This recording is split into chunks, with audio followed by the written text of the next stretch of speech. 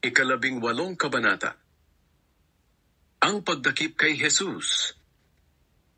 Pagkatapos manalangin ni Jesus, umalis siya kasama ang mga tagasunod niya at tumawid sila sa lambak ng Kidron. Pumunta sila sa isang lugar na may taniman ng mga olibo. Alam ng traidor na si Judas ang lugar na iyon dahil madalas magtipon doon si Jesus at ang mga tagasunod niya. Kaya pumunta roon si Judas kasama ang isang pangkat ng mga Romanong sundalo at ilang mga gwardiya sa templo na isinugo ng mga namamahalang pari at ng mga pariseyo. May dala-dala silang mga sulo at mga sandata. Alam ni Jesus ang lahat ng mangyayari sa kanya. Kaya sinalubong niya sila at tinanong, "Sino ang hinahanap niyo?" Sumagot sila, "Si Jesus na taga Nazaret."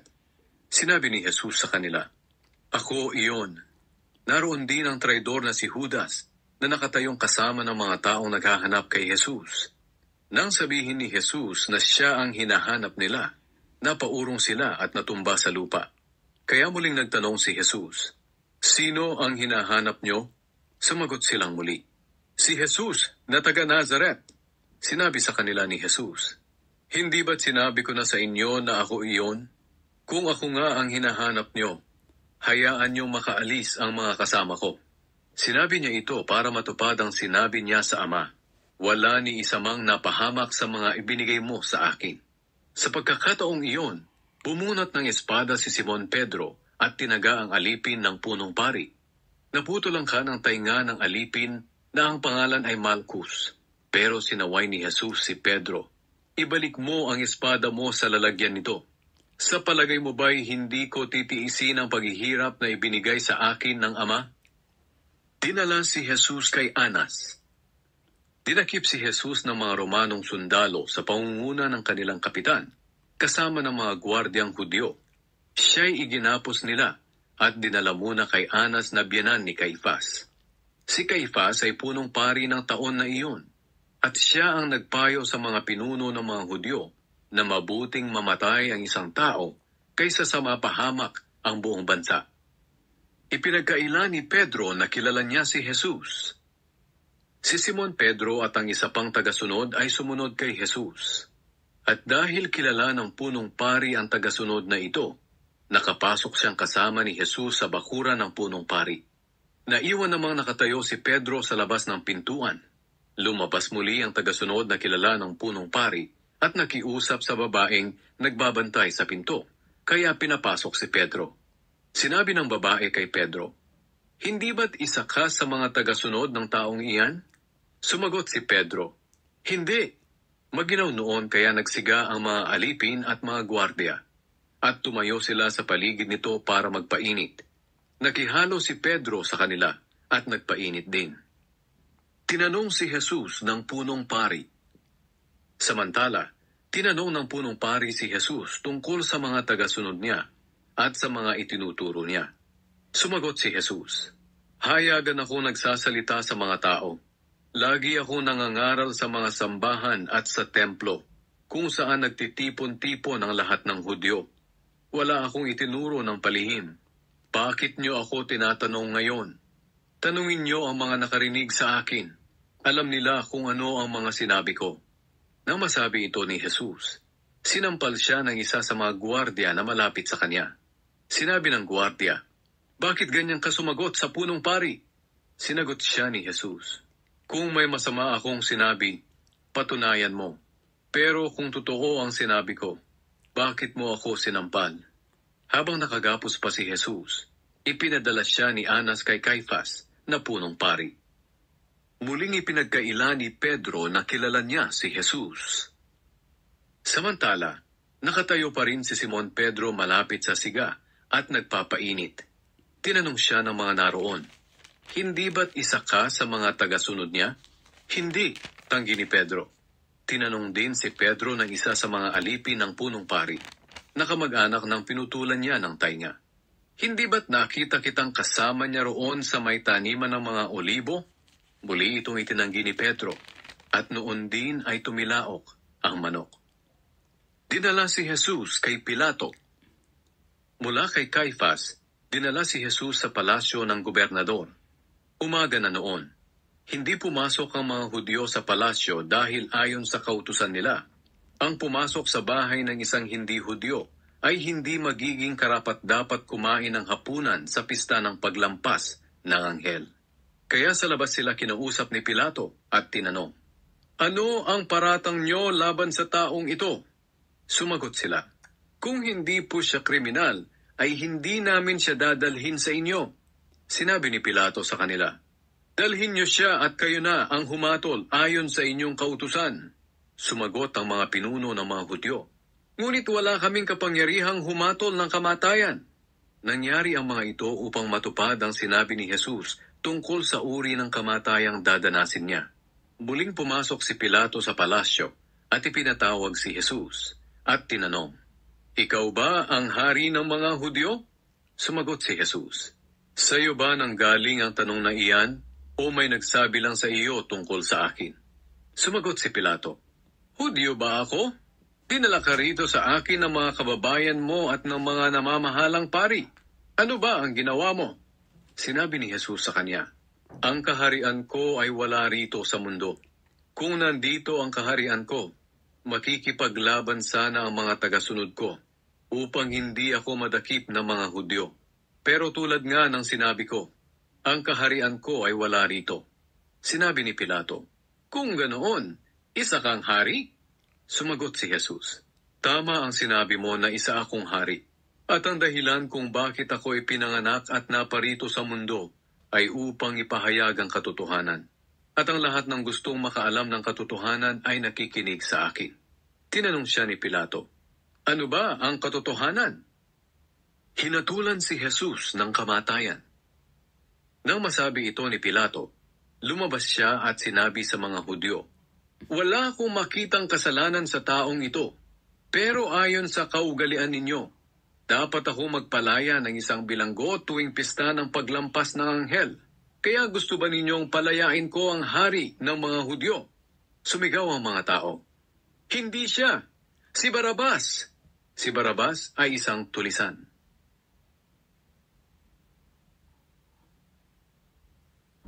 Ikalabing-siyam na kabanata. Kaya ipinakuha ni Pilato si Jesus at ipinahagupit. Gumawa ang mga sundalo ng koronang tinik at ipinutong kay Jesus. At sinuotan nila siya ng kulay ubeng kapa. At isa-isa silang lumapit sa kanya at nagsabi, "Mabuhay ang hari ng mga Hudyo!" At pinagsasampal siya. Muling lumabas si Pilato at sinabi sa mga tao, "Makinig kayo, ihaharap ko siyang muli sa inyo. Gusto kong malaman niyo na wala akong nakitang kasalanan sa kanya." Nang lumabas si Jesus suot ang koronang tinik at ang kulay ubeng kapa, sinabi ni Pilato, "Tingnan niyo siya." Nang makita si Jesus ng mga namamahalang pari at ng mga gwardya, sumigaw sila, "Ipako siya sa krus! Ipako siya sa krus!" Pero sumagot si Pilato, "Kayo ang kumuha sa kanya at magpako sa krus. Dahil kung sa akin lang ay wala akong makitang kasalanan sa kanya." Pero nagpumilit ang mga Hudyo, "May kautusan kami, at ayon dito, dapat siyang mamatay dahil sinasabi niyang anak siya ng Diyos." Nang marinig ito ni Pilato, lalo pa siyang natakot. Kaya muli niyang dinala si Jesus sa loob ng palasyo at tinanong, "Taga saan ka ba?" Pero hindi sumagot si Jesus. Kaya sinabi ni Pilato, "Bakit ayaw mo akong sagutin? Hindi mo ba alam na may kapangyarihan akong palayain ka o ipapako sa krus?" Sumagot si Jesus, "Wala kang maaaring gawin sa akin kung hindi ka binigyan ng Diyos ng kapangyarihan. Kaya mas malaki ang kasalanan ng taong nagdala sa akin dito sa iyo." Nang marinig ito ni Pilato, muli niyang sinikap na mapalaya si Jesus. Pero nagsigawan ang mga Hudyo, "Kapag pinalaya mo ang taong iyan, hindi ka kaibigan ng emperador, sapagkat ang sino mang nagsasabing hari siya ay kaaway ng emperador." Nang marinig ito ni Pilato, inilabas niya si Jesus sa palasyo. Pagkatapos, umupo siya sa upuan ng tagahatol, sa lugar na kung tawagin ay batong plataporma, na sa wikang Hebreo ay Gabata. Bandang tanghali na noon ang bisperas ng pista ng paglampas ng anghel. Sinabi ni Pilato sa mga Hudyo, "Narito ang hari niyo." Pero nagsigawan ang mga Hudyo, "Patayin siya! Patayin siya! Ipako siya sa krus! Sinabi ni Pilato sa kanila, Ipapako ko ba sa krus ang hari nyo? Sumagot ang mga namamahalang pari, Wala kaming ibang hari kundi ang emperador. Kaya ibinigay ni Pilato sa kanila si Jesus upang ipako sa krus. Ipinako sa krus si Jesus. Dinala si Jesus ng mga sundalo palabas ng lungsod. Ipinapasan nila kay Jesus ang kanyang krus papunta sa lugar na tinatawag na lugar ng bungo, na sa wikang Hebreo ay Golgota. Doon nila ipinako sa krus si Jesus, kasama ng dalawa pa. Sa kanan ang isa at ang isa namay sa kaliwa, at nasa gitna nila si Jesus. Pinalagyan ni Pilato ng karatula ang krus ni Jesus, at ganito ang nakasulat, Si Jesus na taga Nazaret, ang hari ng mga Hudyo. Nakasulat ito sa mga wikang Hebreo, Latin at Griego. Maraming Hudyo ang nakabasa nito, dahil malapit lang sa lungsod ang lugar kung saan ipinako sa krus si Jesus. Nagreklamo ang mga namamahalang pari kay Pilato, Hindi dapat hari ng mga Hudyo ang isinulat nyo, kundi sinabi ng taong ito na siya raw ang hari ng mga Hudyo. Pero sinagot sila ni Pilato, Kung ano ang isinulat ko, iyon na. Nang maipako na ng mga sundalo si Jesus, kinuha nila ang kanyang damit at hinati-hati sa apat. Tig-isang bahagi ang bawat sundalo. Kinuha rin nila ang damit panloob niya. Hinabi ito ng buo at walang tahi o dugtong. Sinabi ng isang sundalo, Huwag na natin itong paghatian. Magpalabunutan na lang tayo kung kanino ito mapupunta. Nangyari ito upang matupad ang sinabi sa kasulatan. Pinaghati-hatian nila ang aking damit, at nagpalabunutan sila para sa aking damit panloob. At ito nga ang ginawa ng mga sundalo. Nakatayo malapit sa krus ni Jesus ang kanyang ina, ang kapatid ng kanyang ina, si Maria na asawa ni Clopas, at si Maria na taga Magdala.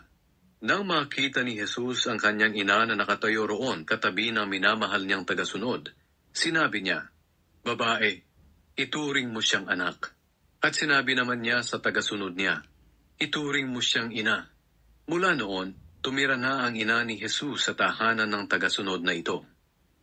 Ang pagkamatay ni Jesus. Alam ni Jesus na tapos na ang misyon niya, at para matupad ang nakasulat sa kasulatan, sinabi niya, Nauuhaw ako. May isang banga roon na puno ng maasim na alak. Isinawsaw ng mga sundalo ang isang espongha sa alak. Ikinabit sa sanga ng isopo at inilapit sa bibig ni Jesus. Nang masipsip na ni Jesus ang alak, sinabi niya, Tapos na! Inuyuko niya ang kanyang ulo at nalagot ang kanyang hininga. Sinibat ang tagiliran ni Jesus. Pispiras na noon ang pista, at kinabukasan ay espesyal na araw ng pamamahinga. Dahil ayaw ng mga Hudyo na maiwan sa krus ang mga bangkay sa araw ng pamamahinga, iniling nila kay Pilato na baliin ang mga binti ng mga nakapako upang madali silang mamatay, at nang maalis agad ang mga bangkay. Kaya ito nga ang ginawa ng mga sundalo. Pinali nila ang mga binti ng dalawang kasama ni Jesus na ipinako. Pero pagdating nila kay Jesus, nakita nilang patay na siya. Kaya hindi na nila binali ang mga binti niya. Sa halip sinaksak ng sibat ng isa sa kanila ang tagiliran ni Jesus, at biglang dumaloy ang dugo at tubig. Nakita ko mismo ang mga pangyayari, at isinasalaysay ko ito sa inyo. Totoong nangyari ito, kaya alam kong totoo ang mga sinasabi ko. Isinasalaysay ko ito upang sumampalataya rin kayo. Nangyari ang mga bagay na ito upang matupad ang sinasabi sa kasulatan. Walang mababali ni isa man sa kanyang mga buto. Sinasabi rin sa isa pang bahagi ng kasulatan, pagmamasdan nila ang taong sinaksak nila. Ang paglilibing kay Jesus.